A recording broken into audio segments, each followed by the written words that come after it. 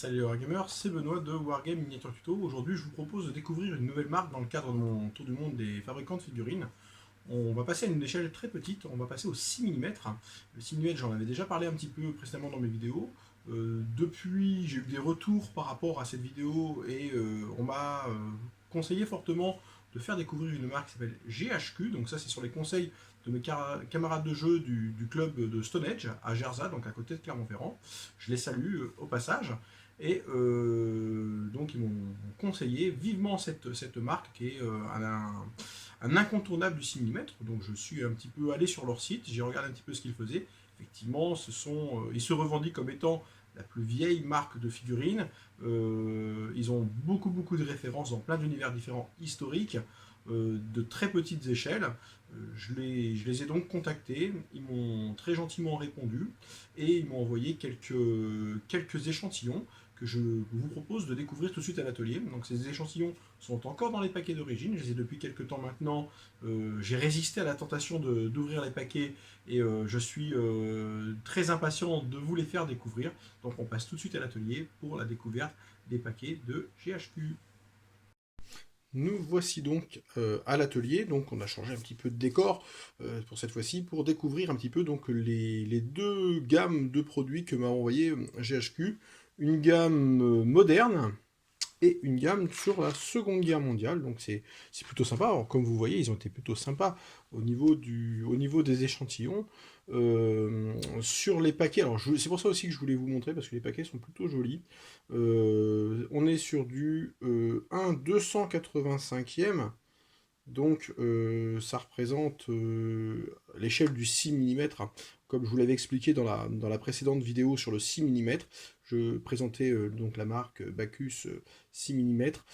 6 mm, c'est un terme plutôt large, et c'est vrai que la moindre différence de taille à cette échelle-là se voit énormément.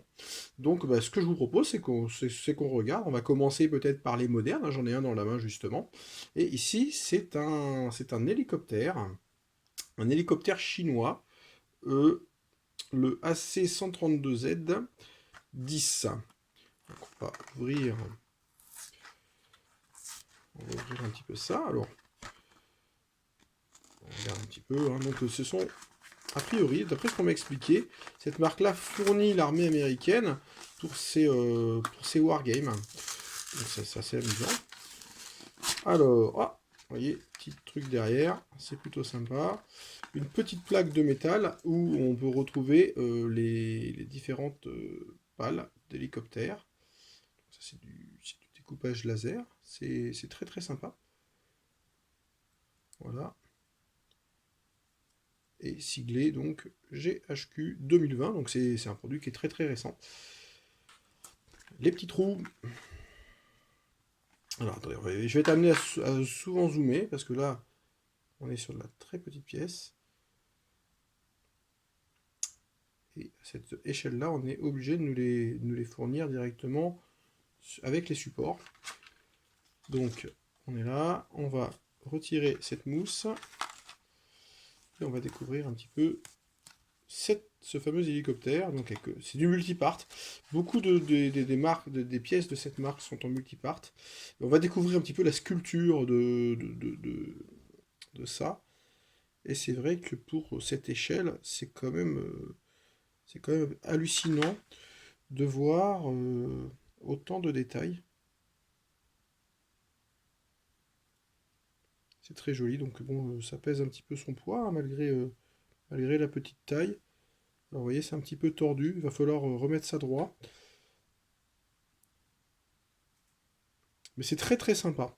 C'est très sympa, et moi je dis qu'au niveau de la sculpture, au niveau des gravures, c'est vraiment pas mal. Donc là c'était vraiment du multipart. Ici on est sur du tank américain, donc non, c'est du tank allemand, autant pour moi, c'est du léopard. Toujours à la même échelle, on va regarder ça de plus près. Alors, c'est des paquets de 5, hein, je crois, généralement, sauf pour les hélicos ou sur quelque chose d'un petit peu différent. Alors, c'est protégé, il y a de la mousse, il y a un joli emballage, mais au niveau transport, ça a souffert. Ça, c'est clair. Et puis quand je vois la la taille des canons, tout ça, j'ai peur de détordre et de casser. C'est peut-être ce qui va se passer d'ailleurs. Hop. Alors, on redresse ça comme on peut. Pour la présentation, ce sera peut-être suffisant. Ah, quand je vois des pièces de cette taille-là, ça me fait toujours un peu peur. Mais on regardera quand même beaucoup de gravure, un gros travail de gravure. Et on en est même au niveau du rivet. Ce qui est assez hallucinant sur cette échelle-là. Les chenilles sont plutôt bien représentées. Donc bon, en deux parties, hein, comme on peut le faire traditionnellement sur les tanks. Et c'est vrai que le travail de sculpture est quand même super bien.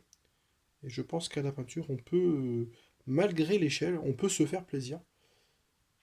Donc ça, c'était les tanks. Ok, hop, je mets ça à côté. On va passer à un avion. Hop.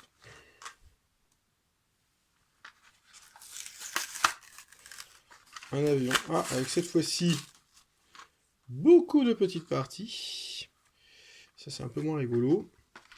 Avec une notice. Alors, c'est un avion américain. Hein. C'est un Super Hornet. Et une petite notice pour expliquer.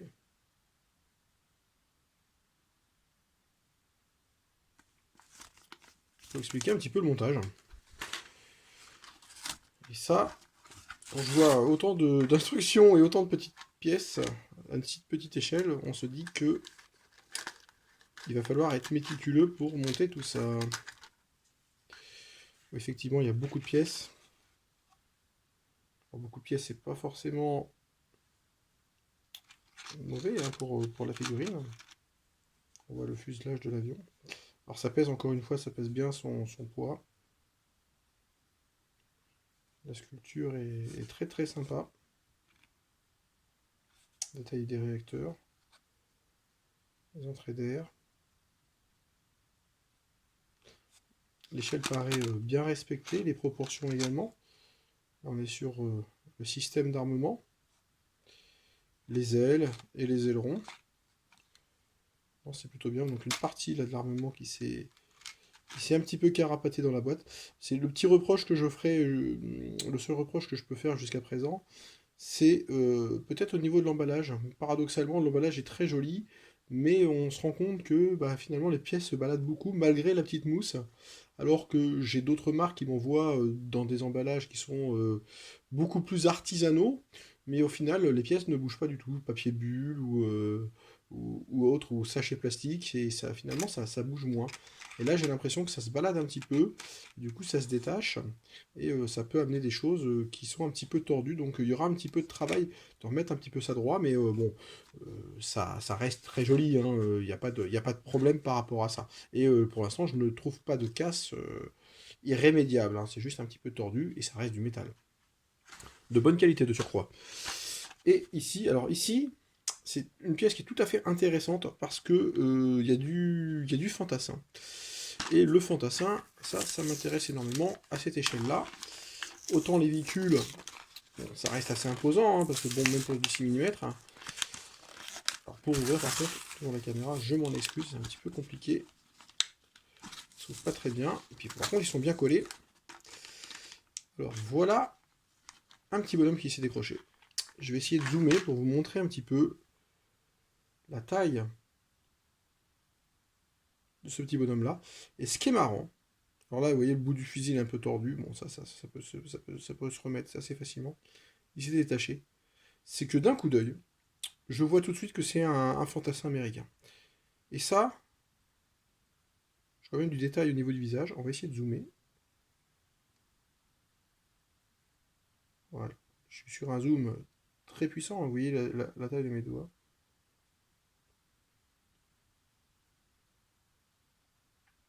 Les proportions sont même pas exagérées. On est sur une proportion vraiment qui est respectée. Moi je dis chapeau, hein, rien que là-dessus, parce que bon, pour faire des gravures de ce niveau-là, À cette taille-là, moi je dis bravo. Ça honnêtement, je l'avais encore jamais vu. Donc c'est vrai que sur les conseils que m'avait donnés, et sur les premières remarques qu'on m'a fait sur la marque, bon, je dis c'est peut-être un petit peu exagéré, mais c'est vrai qu'en termes de sculpture, ils sont très très forts. Absolument rien à dire par rapport à ça. Il y a des petits véhicules aussi là-dedans, là, on va en prendre un. On va regarder ça, c'est un petit Hummer. Alors le Hummer, c'est un véhicule qui est suffisamment connu pour que ça vous parle. Et le Hummer, encore une fois, hop, on va, on va agrandir. On va faire le point. Et on reconnaît vraiment le véhicule. Les essuie-glaces.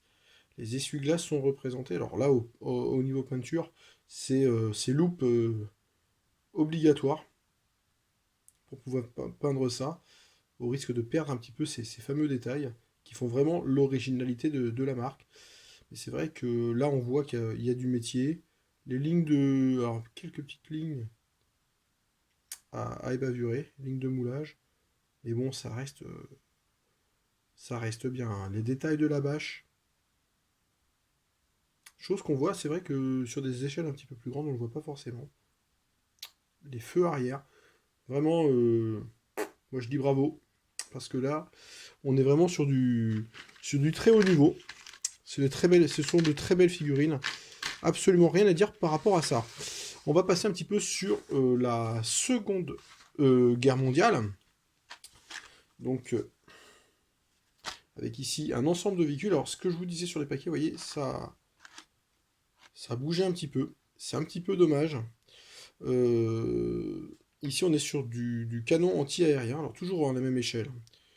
37 mm anti-aérien gun, sur du canon anti-aérien.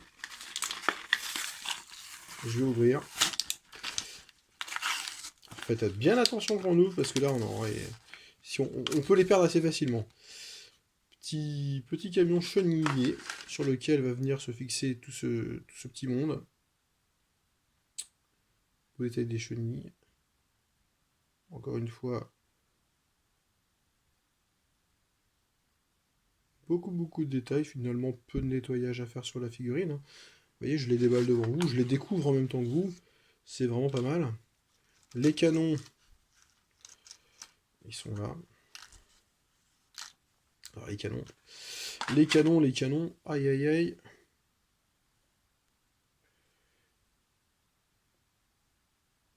Celui-là entre les bavurages et le canon, donc c'est très très fin. Je vais en prendre un autre qui vous parlera peut-être un peu plus, parce que là on voit pas grand chose. Il y a beaucoup de nettoyage à faire sur celui-là. Ils ont alors le respect des proportions assez limite quand même. Et là on le voit bien.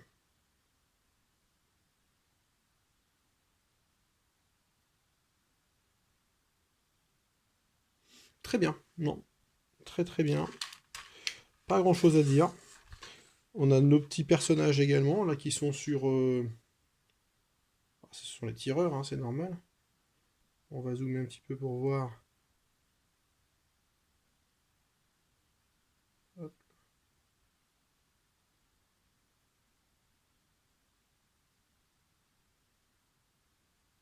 Bon, là, il y a moins de détails.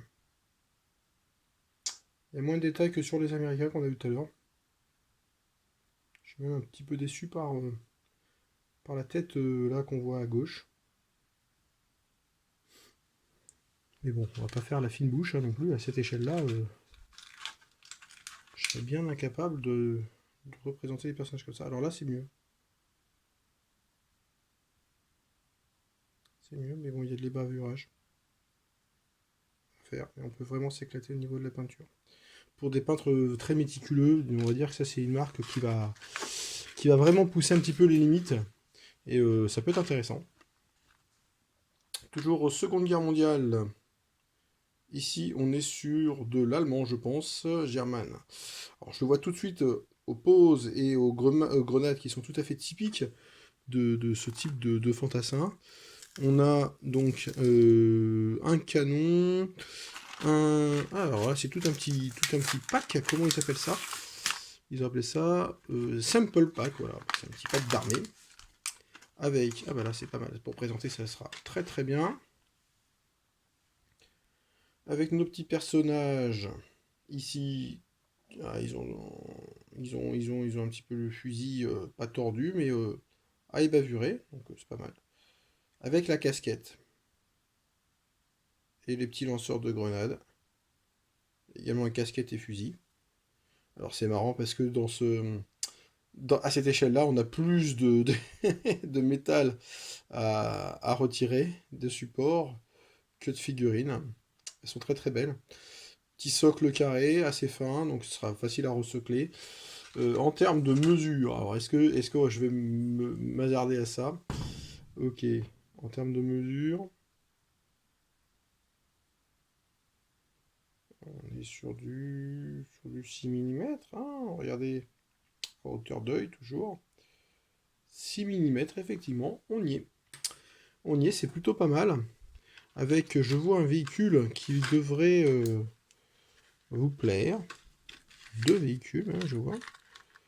Donc un petit véhicule un petit camion.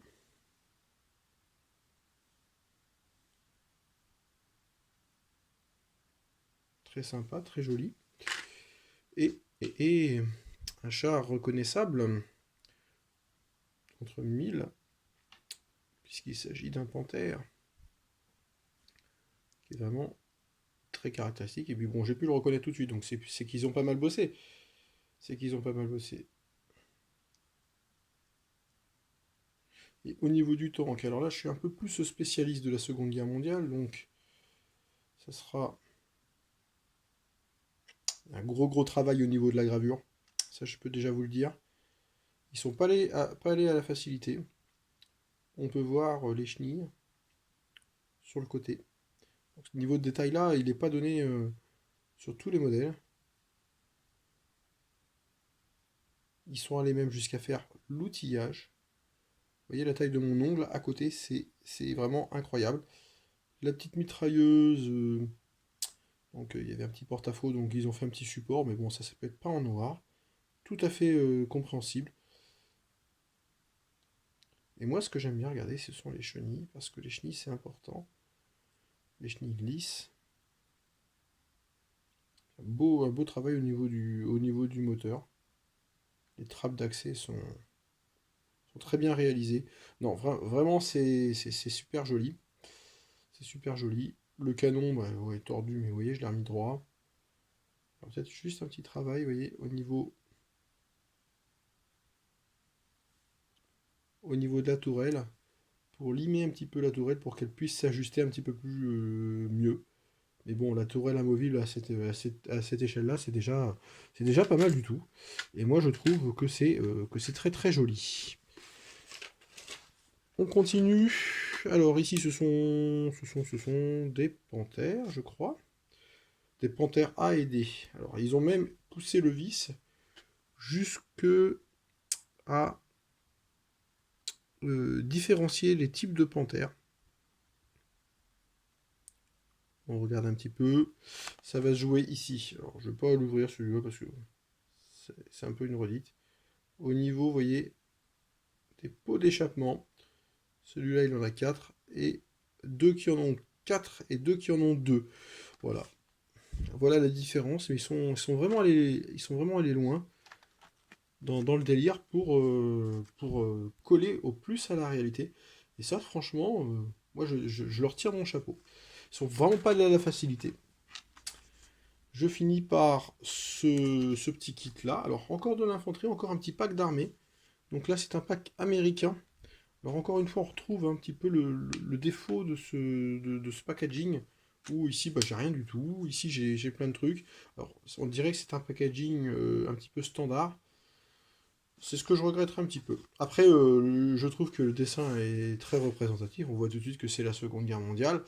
Peut-être une petite indication autre que l'étiquette. Là, on voit US, hein.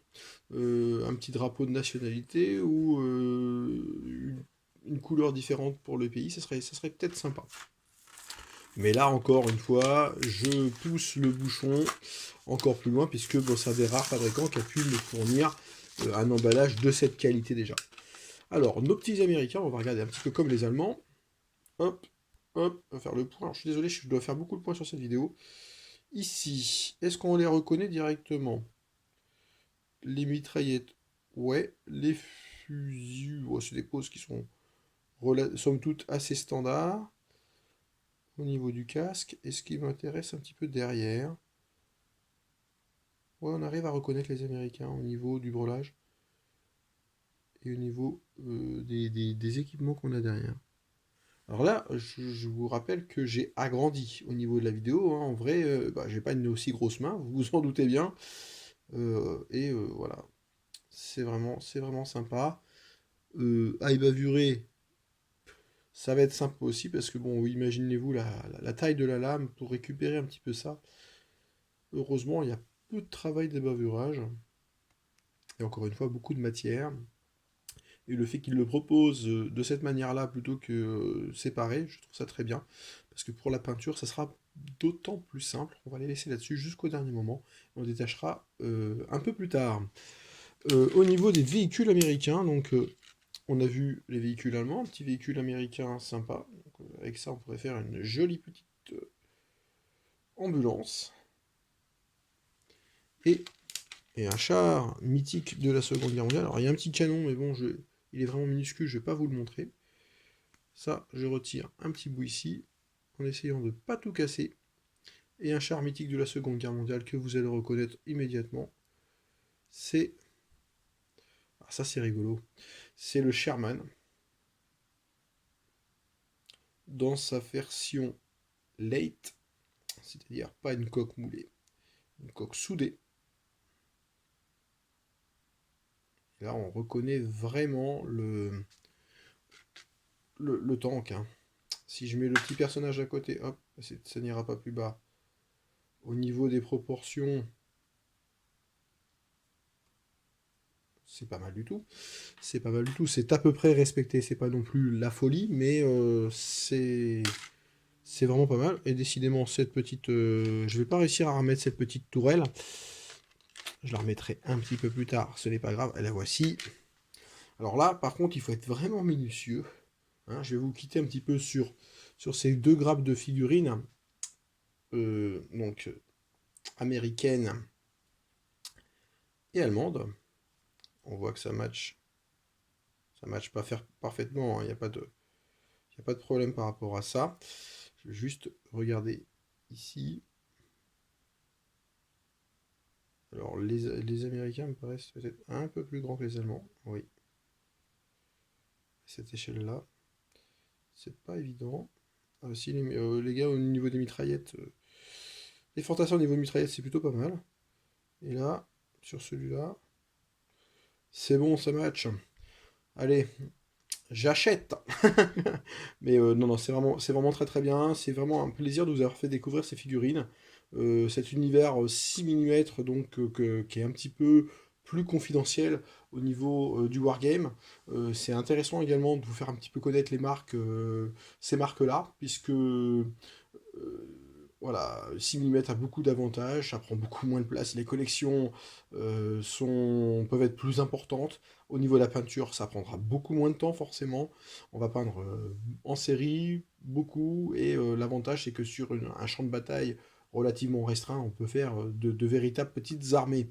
Voilà, je vous ai fait donc découvrir aujourd'hui GHQ miniature, donc GHQ qui est vraiment, je pense, un des leaders au niveau du 6 mm. J'en avais fait découvrir d'autres qui étaient très jolis également. Je pense que c'est tout à fait mixable. Je ferai peut-être une vidéo d'ailleurs pour voir si on peut mixer les deux au niveau de la Seconde Guerre mondiale, parce qu'il m'avait envoyé pas mal de véhicules de la Seconde Guerre mondiale. Là, il y a moyen de se faire bien plaisir avec cette marque-là. J'espère que cette vidéo vous a plu et je vous dis à très très bientôt. Ciao, ciao!